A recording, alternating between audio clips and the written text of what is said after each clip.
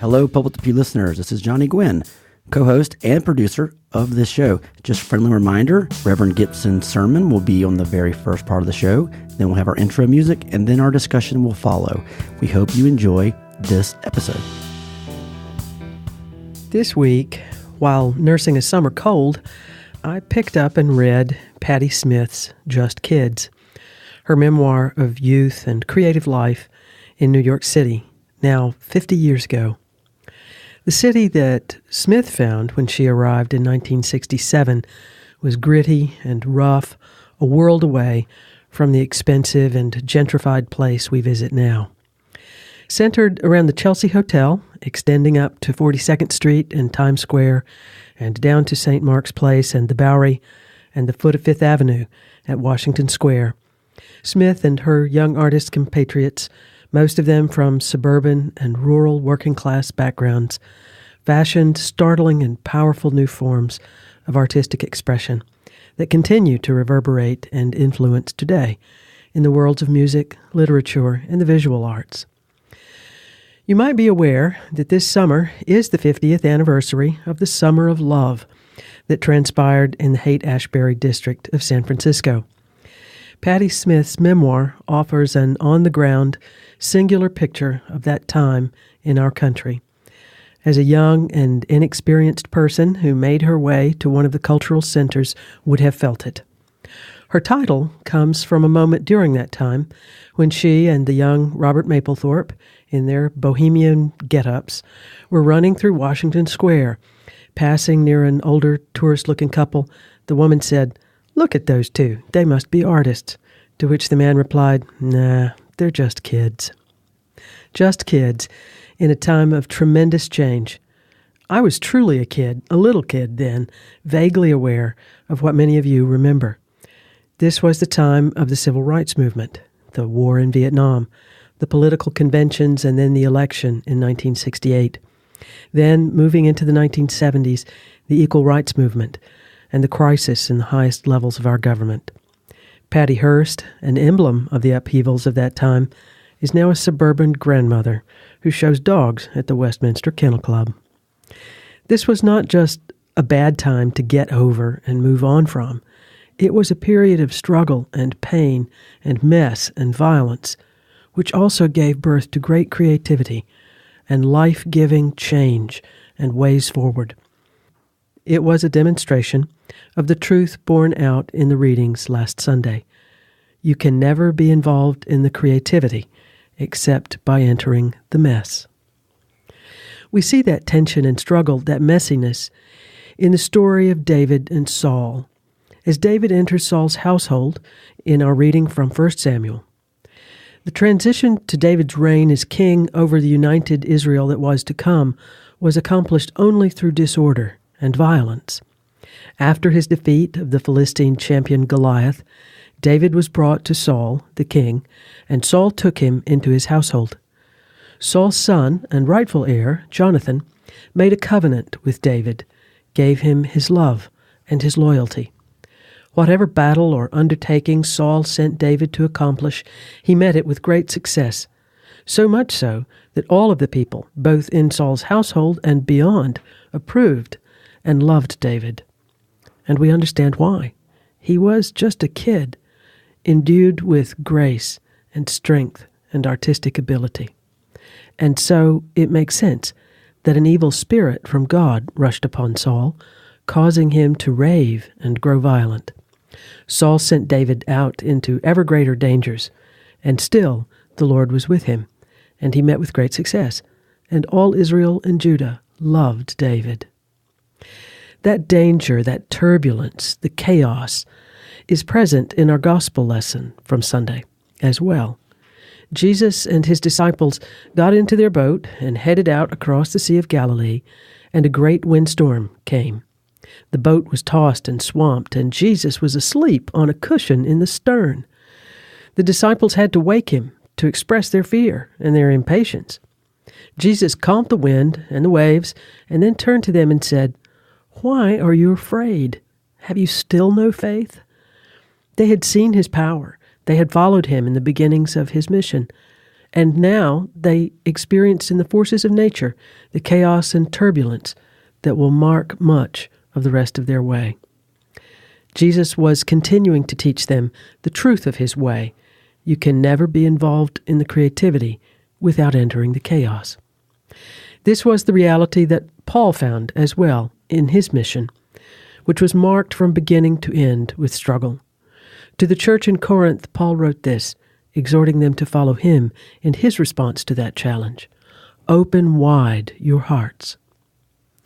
Eugene Peterson is a Presbyterian pastor and writer, and he has much to say about the messiness of ministry and life in Christian community. Mess, he writes, is the precondition of creativity, the tohu von of Genesis 1, verse 2, chaos. When we are being creative, the process is not orderly. We don't know what is going to happen next.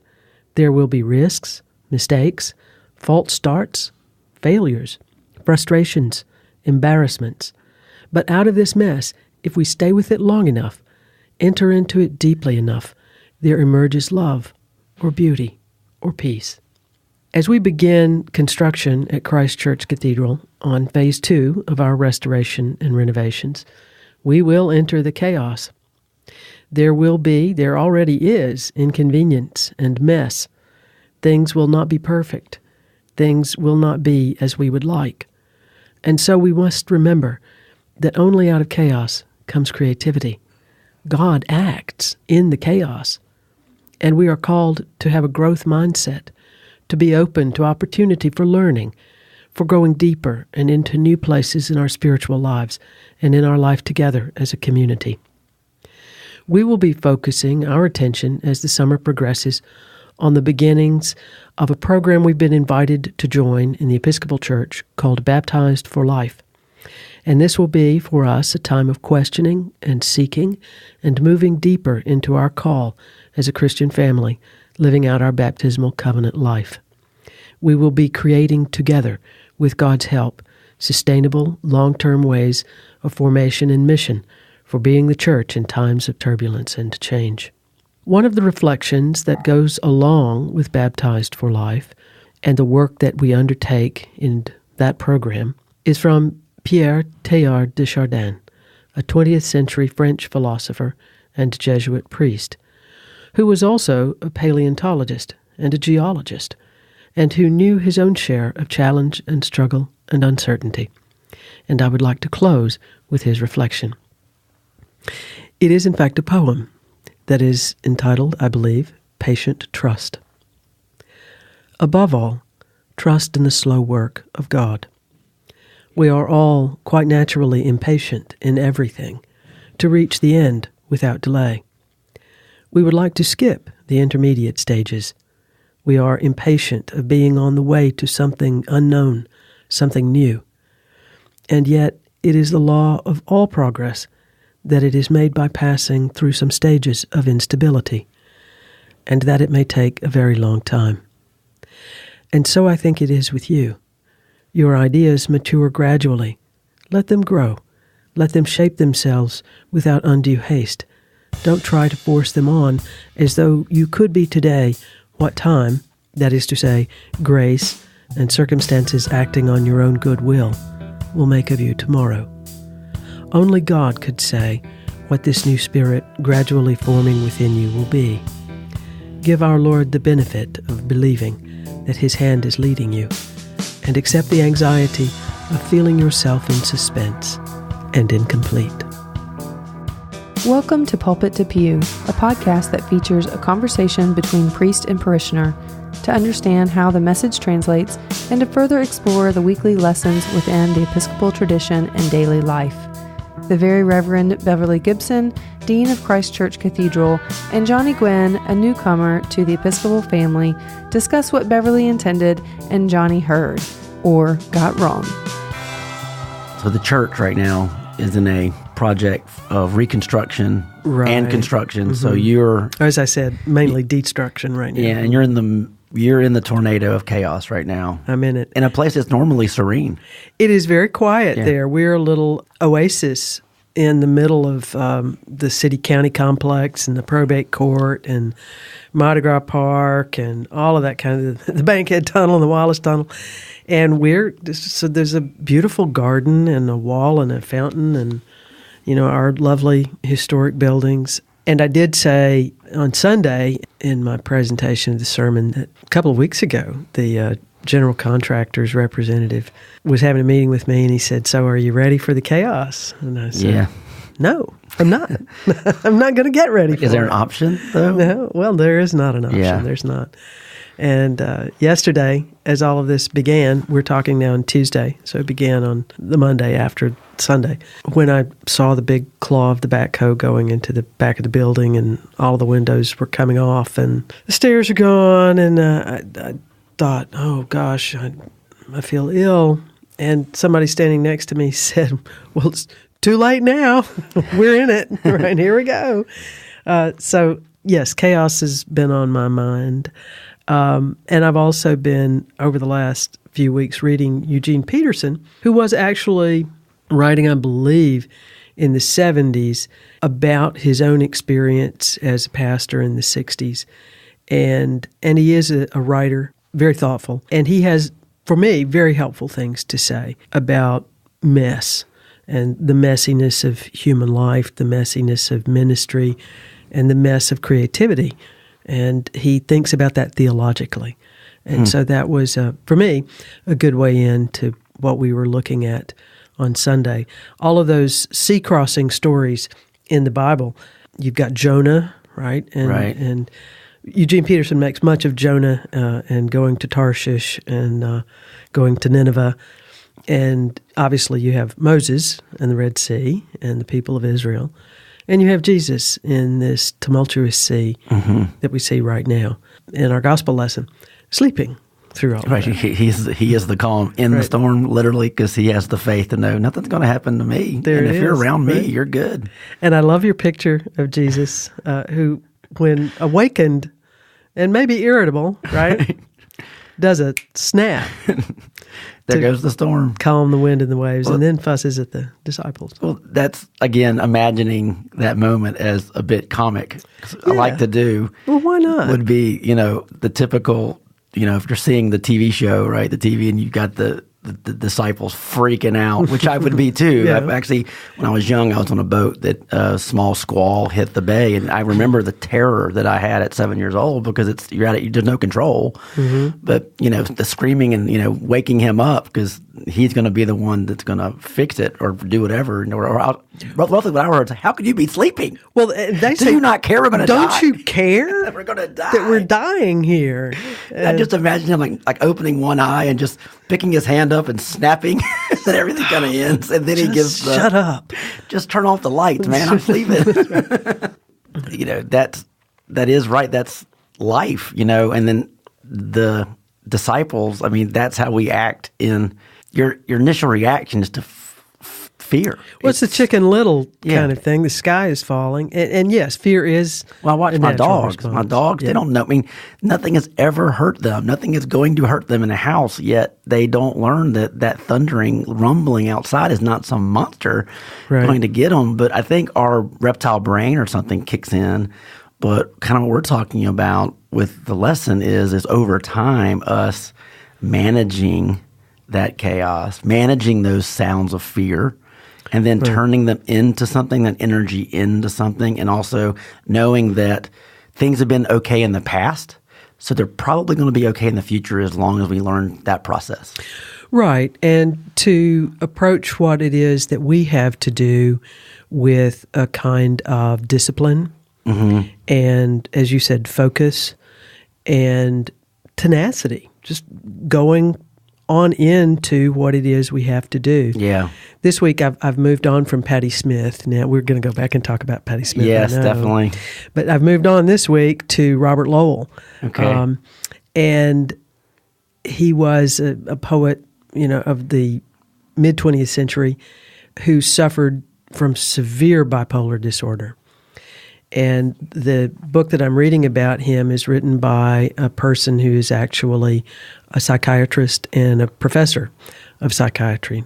And what she has to say about Lowell is the truly magnificent thing about him, in addition to his genius, was that he had the mental reserve and fortitude and the discipline to persevere.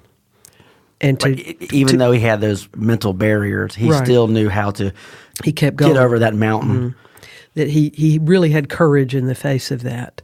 And I'm just But that's a hero, right? That is a hero. Truly the hero, the man or the woman who runs into the breach, knowing the dangers, and yet still overcomes, even though there's mountains of problems in front of them. Right. To know and to acknowledge that one has no control over the elements, and in some cases one has no control over one's own mind. Yeah.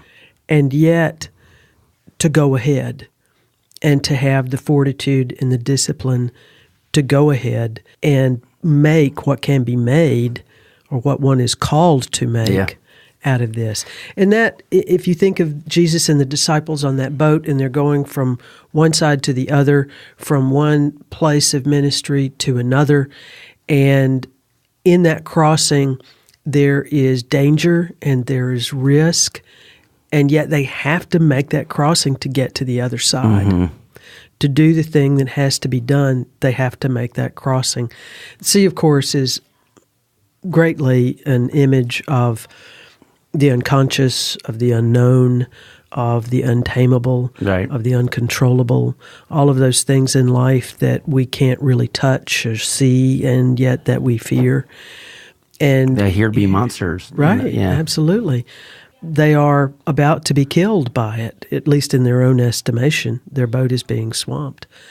Jesus, of course, has control over that, but the real lesson here for them is beyond his control of the elements, his possession of the divine nature, is the lesson for them in terms of their own need for faith, which is not a kind of naive belief, but a kind of informed and courageous action. You kind of do that when you go on a boat with somebody. Yes, you do. Have to have the trust and faith in that person at the helm. Mm-hmm. You know, Jesus probably wasn't the captain of the boat, but in all law, he was the captain of the boat. So that's who they went to when things were wrong. This quote has been coming up last couple of weeks. It dovetails real nice with this. It says, "Calm seas never makes a sailor." Huh, okay. Which really fits. If you get calm seas, I know how to do telltale winds. But the sailor learns when the worm turns. Yes. That is when the sailor is born. Right. To get through that time. And that's one of the things also that Eugene Peterson says about leadership. Yeah. And in his case about being a pastor, that you really haven't done it. You haven't made the leap into the vocation until you've dealt with the dissatisfaction, the chaos, the trouble, the whining, right. all of the things that are problems are the things that really indoctrinate you and inoculate you, right, in the vocation. And I think that's true across vocations. It's not unique to this one. So does Peterson write about his time of the turbulent 60s? Is that what he partly what he's writing about, and that overall kind of fear that the nation kind of had, and the changing of pop culture and mentality and norms? Is that what he's not so much focused on that? The interesting thing about him is that he's writing about planting, at least in this book, planting a church in the early to mid 60s in a suburb in Maryland. Mm-hmm. And he's writing about that post-World War II affluence, and ease is perhaps not the right word, but that mentality that was being developed. Like this idyllic world. Right, and that consumerist American consciousness that was really coming into being. And how do you craft out for yourself as a pastor a vocation, and then help these people to assume a vocation as Christians that is dedicated to risk and to some of the grittiness and the harder parts of the mystery of the faith, when the whole culture is really driven to a kind of surface level calm. Mm-hmm. That if I just buy this house in this new development, if I just stay in this job, if I just buy the right car, if I just have a good washing machine, then life is going to be okay. Right. I've read so many things about the underbelly of Levittown. Levittown, the idyllic little suburb for the middle class, and it looks all glossy and perfect on the outside, but underneath every building and every yard is this humanness of like what bubbles underneath, because everybody wants it to look like this perfect. Was that a Pushkin village? Isn't that right? It's a Russian thing. When you when you look, it's like, there's this. It's beautiful, but right behind it is nothing but a facade. Right. Well, and that really is what Peterson's getting at. Everything looks so great, and everybody's still a mess. Mm-hmm. And we don't want to be aware of it. We don't want to say, "Hey, I can clean up pretty nice." Mm-hmm. But if I'm not working on the inside, who cares if I can scrub the outside? Right. That I'm still broken, and my family still has problems, and I still have issues of my own. Right. And external things won't work on those internal things that I drug into this neighborhood. Right. Yeah. And the real nature of the faith, of course, has to do with that underside and not with the top part. And not just here, but even. The funny thing is not just even solving it here, it's even deeper than that, because then it becomes to cornerstone stuff and foundational stuff, meaning let me work on this wound that's been created for 2 decades, but then we have to create a system where it's going to help you through the next 4 decades. Right.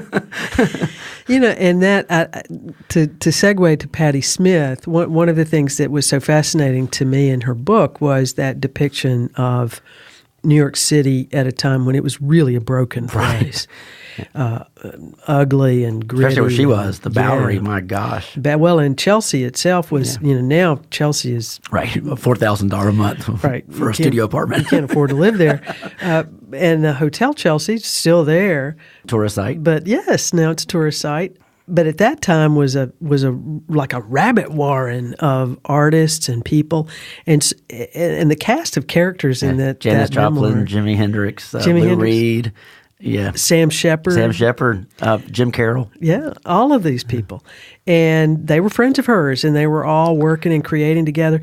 And the great thing about it, you read all the way through this book and you realize she's doing what she's doing. She's doing the only thing she knows to do, and she doesn't know what she's doing. Yes. I mean, she doesn't know how it all fits together. She's driven, though. She's inspired by something, and she had done what I understand is even though she had lived kind of like this lower middle class life, she actually had an unmarried. She had a pregnancy. She gave up a child. She did. So her life was, talk about chaos, and then leaves Jersey? Yeah, Jersey. Leaves New Jersey and goes into the big city to be an artist, and she's like literally nothing in her pocket. Like she had $35 no place to stay. But nothing. She had been reading, and she said, there's a poet she said that was her guiding light. It'd be on an R. Rimbaud. 19th century So she French. knew that she was driven by something, but not quite how she was going to get there. And she wrote, she drew. Mm-hmm. Eventually she came to music, but it took her some real struggle to figure out how all those things fit together for her. And she never gave up. I mean, and she did say it did come. Her fame came too quickly. Huh.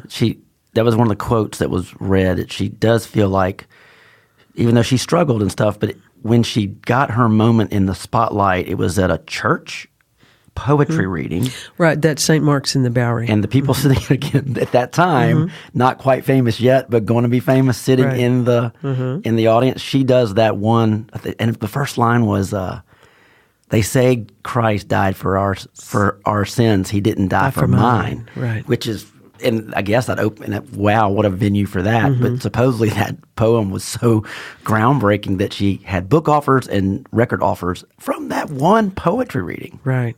Well, and was putting... She laid the groundwork, but the groundwork was laid down by who she was around and what she was creating. Right, and then trying to put together a group that captured a sound that went with the lyrics that she was fashioning. Not just a musician, but the right musician. Right, and how all that fit together. And of course, her deep friendship with Robert Mapplethorpe and his struggles as an artist and his that whole scene in New York City at that time just seems to me such a potent and also kind of poignant illustration of the messiness and the brokenness that produces such beauty and such great art. And I mean, all my favorite songs are broken and ugly and sad, but there's so much beauty in that sadness that, again, we did a whole show about the blues and where, in this deep misery comes this great joy. Right. There is something, I mean, Stacey always asks me, do you not know a happy song? Well, there aren't really good happy songs. They're very fleeting, and that would be the bubblegum stuff a lot, right? Mm-hmm. But the ones that reach deep down into the mess that we've talked about, got your hands dirty by reaching down there, experiencing, and then bringing something up, those are the ones that reach all of us for whatever those archetypes or whatever those eternal stories that go through our suffering. We love that redemption from it, even if it's not the redemption that the happily ever after, but there's some enlightenment at the end of it. Well, or some sense of the reality that life is suffering. That is basically what it is. Like it, don't like it, doesn't matter. And yet it's filled with such joy and such beauty. And death is inevitable, and yet life is so sweet. Yeah. And to hold all those things up and to live in that tension and not be overwhelmed by it is the great challenge and the great art of living. On Sunday, we listened to some art songs, to some 19th century French art songs. A very interesting musical choice and worked really nicely on that day. Schubert, I believe it is, in his Winterizer, it's a song cycle. And the poems, once again, that 19th century kind of German, French tradition of very dark and brooding kind of poetry, the sort of thing that Patti Smith had been reading. And yet the music is sublime. I mean, it's tender and beautiful and powerful in moments, and the text is different from that. But you put those things together, and you have something like what we're talking about. Yeah, and because it's also the idea of being open. It's not one thing or the other. It is the mixture of that gumbo. That it is the tart and the sweet and how it mixes together, and either naturally or unnaturally. And when you have to manage it, because sometimes you can put too much salt and something kind of ruin it. That's kind of ruin the whole thing. You got to add more water or whatever. But but talking about the strange text juxtaposed to beautiful melodies. Morrissey from the Smiths, he made a whole career out of that. Girlfriend in a Coma is literally a song about him putting a girlfriend in a coma. Wow. But it's written to a beautiful pop song. So when you hear it, you think it's this lovely little song, and then when you hear the words, you're like, wait a second, what? And so when I was trying to take singing lessons, which never really actually took, when I sang it for the singing teacher, she was not quite of the 80s mentality. When she heard that, she was like, I think you're playing those chords wrong. And she's like, can't be she right. goes, there's no way that's all in major chords. And I said, and then I had to give her the little lesson in the Smiths, and she was like, I hate this song, but that is quite fascinating. It is a mixed bag. We have to be open to it, because you can fall into the well so quickly if you get overwhelmed by the chaos, which, again, when fear creeps in, everything goes logic. Everything goes away. Right. I did mention something really almost as a throwaway at the end of that sermon that is helpful with that, and it has to do with a mindset, with keeping a mindset that is a growth mindset, is a mindset that enables one to take those risks and those chances and to accept that failure is a likely outcome, but is not going to mean that you are a failure and that all is lost. Growth mindset would see that kind of risk and quite likely failure setback as an opportunity to back up, refashion, retool, reorient, learn something, move in a different direction, and keep pressing on toward whatever one's goal is or whatever it is you're trying to realize. The fixed mindset, which actually gets cultivated in a lot of our educational scenarios, says you've got to get it right, and if you don't get it right, then you failed.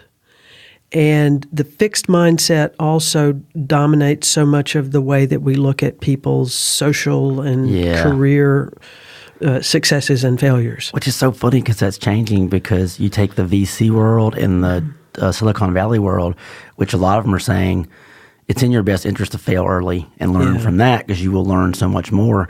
But the record companies now, which are the artists and a lot of painters and stuff, and especially writers, if you don't knock it out of the park on the first time, you don't get the second chance. Where in the past, they did a 5-record deal with a band to craft that sound by the 4th and 5th record. That's over and done. They don't have that anymore. So it's weird to see the business world saying the mindset of the growth mindset, and then the artist world having the fixed mindset. It seems so backwards. Well, which just actually shows you what happens when commercialism drives so much of what's happening. I need a return on investment now. I don't have again going to the is it a prayer or a poem? The Chardin. It's a poem.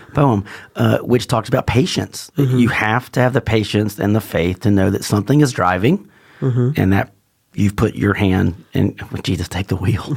Sorry, that's Jesus, take the wheel. But it's true, and they have the patience for that. And we're not in a patient world. I mean, we're just not. No, and the idea cultivated in that poem that this is a very slow, and to take up a theme we've dealt with in the last few weeks, a hidden process. Right. You can't really see it. Yeah. I mean, you don't really know how all these forces are coming into play with you. Back to my observation about Patti Smith. How is it that all of this is going to work for me? I don't know. But I just know. And yet, I've got to keep it on, and I know it's going to come together. And that's what Teilhard de Chardin is calling patient trust. Patient trust. That's good. I love the title, Just Kids. When I just see the typical tourist. Now I imagine Central Park for some reason, not where she was, but just seeing these two bohemian kids and look, artists, and just kids. It's a great love how she pulled that from there. But then you mentioned that those disciples. They're just kids too. They're just kids in their ministry. So, and they're going through, and just they're unknown, just like an artist in that turbulent, gritty time of New York. And the one thing I just got finished listening to the audible book Under the Big Black Sun, which is John Doe and the late 70s, early 80s punk rock scene in Los Angeles. And it was the Go-Go's and all these bands that really changed music, like saved rock and roll, in my opinion. They had their thing was the Canterbury. It was like the Chelsea Hotel. That's where all they lived. And she said it was a den of iniquity and also beauty, because it was songwriting, poetry, heroin, and rape. That's where she lived. It's all there. But all the songs, if you look at it, it's a lot of that in that tumultuous, ugly time too. That Iran hostage time into the Reagan years, which took a lot of chaos, right? And these kids didn't know what they were doing, but figured out their little commune and their little space in the world. And they all said the same thing. Every person that was in that, with each chapter was a different kind of star of the time. And they all said, we didn't know we were making history. We were just being who we were. Right. And that's, I think, what Patti Smith kind of gets. You don't know you're sitting next to Jim Carroll and these people who become these luminaries. They're just they're just stumbling in the dark, just like you. Right. It was interesting to read Patti Smith thinking as she was writing about Robert Mapplethorpe and how he was driven by the fame and the success of Andy Warhol. That kind of haunted him. She actually says she frowned upon all of Andy Warhol's processes. She was not a big fan of his, seemed to be anyway. Not especially. Yeah.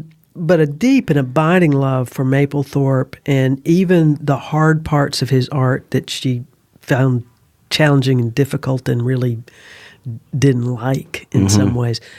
But her love for him and her admiration for him as an artist become absolutely, overwhelmingly clear in the book. And yet his drive for fame, to be acknowledged, was something that she, I think, did not understand and didn't trust. She was almost like the true artist, like I'm making art for art. But he had other. Don't get me wrong, he was making art, but there was an end. There was another outcome he was looking at. There's a quote they quoted in one of the reviews. I think it was The Guardian. That one of the lines she said to Mapplethorpe was, "I'm a bad girl trying to be good, and you're a good boy trying to be bad." Right. Which that's so nice. Yeah. I mean, because he grew up Catholic and altar boy, and then he's doing. And it's funny to hear Mapplethorpe's word in the church because I was a Catholic when the Mapplethorpe. Oh wow, that was a big deal with the crucifix in the urine. So it was I was hearing Mapplethorpe as in horns. Yeah, well, he's the Antichrist. Right. Yes, but it's just interesting to hear his name in a church and the idea of bringing a different, again, an open view of some things. But they were kids and making expressions and not knowing that their expressions became an explosion. Right, and that they would become icons in their own way for generations after them. If you think about Patti Smith at the Nobel Prize award ceremony, standing in, as it were, for Bob Dylan, who had been her icon, the person that she looked up to, back to craft her own art, and that she would at some point stand in Stockholm and pay tribute to him as the winner of the Nobel Prize. It would have been incomprehensible to her at the time. In 1968. It might be incomprehensible to her now. I don't know. So, to summarize some things, that we get in the idea of, instead of dread of the chaos, to be open, to have the idea that some order can come out of this if we know how to manage that. And we have to have the faith to think that there is a hand pushing this in a way that is going to be an outcome one way or the other. And what you think it's going to be is not always what it is going to be. But at the immediate side, it's not always negative. Sometimes that negative can blossom again into something stronger and bigger. But you don't know that yet. But you have to have faith in where this is going to end in a place that's going to have some resolution to it. You have to do it. You have to not give in to the fear. And that is the thing that Jesus says over and over again. And that the divine messengers always say. Think about what an angel says almost every time he appears in the Bible. Don't be afraid. Fear not. The Lord is with you. Right. And that is Jesus' message to the disciples. Why are you still afraid? Why do you still have no faith, even though you've seen everything you've seen? So the message really is to confront your fear and to move through it. Yeah. Because only going through that is going to take you into the life that God has in store for you. And the thing that I get with the tying in the readings, God was with David, so David lived this life that was almost protected. Yes. God was with Jesus, and anyone around Jesus' sphere was roughly, think harm will not come to you in this moment. And the idea of now the Holy Spirit and the Advocate, those forces are with us as well. Right. If we embrace the idea and open to that, where we go into the breach knowing that whatever happens, happens. But the idea is I'm going to this with no fear and confidence that things will be as they are supposed to be. Right. That nothing, as Paul says, can separate us from the love of Christ. none of the dangers, none of the apparent And that's the defeats. outcome. Right. But regardless of the effects, the outcome is the love of God is still with you if you've so chosen it, if you have chosen that path. Right. And he will keep you on that path. And even those things that look like defeat will not be. Okay. Well, that's some big, again, we always live on these big ideas. Oh, deep. But that's the beauty of it. Create more questions and answers. I think that's always a good show. So. It is good. Well, this has been Pulpit to Pew, and I'm Johnny Gwynn. And I'm Beverly Gibson. Thanks so much for listening, and Beverly, we will end on your final word. Amen. If you'd like to know more about Beverly Gibson and Christ Church Cathedral, please visit christchurchcathedralmobile.org. There you'll find information on the church, Reverend Beverly Gibson's recorded sermons, and sermon notes. If you want to know more about Johnny and his Sabbadoodles, visit pulpittopew.com. I would also like to thank Deep Fried Studios and producer Stacey Wellborn. Without her, this show would not get made. If you have any comments, likes, dislikes, please send information to Stacey at deepfriedstudios.com.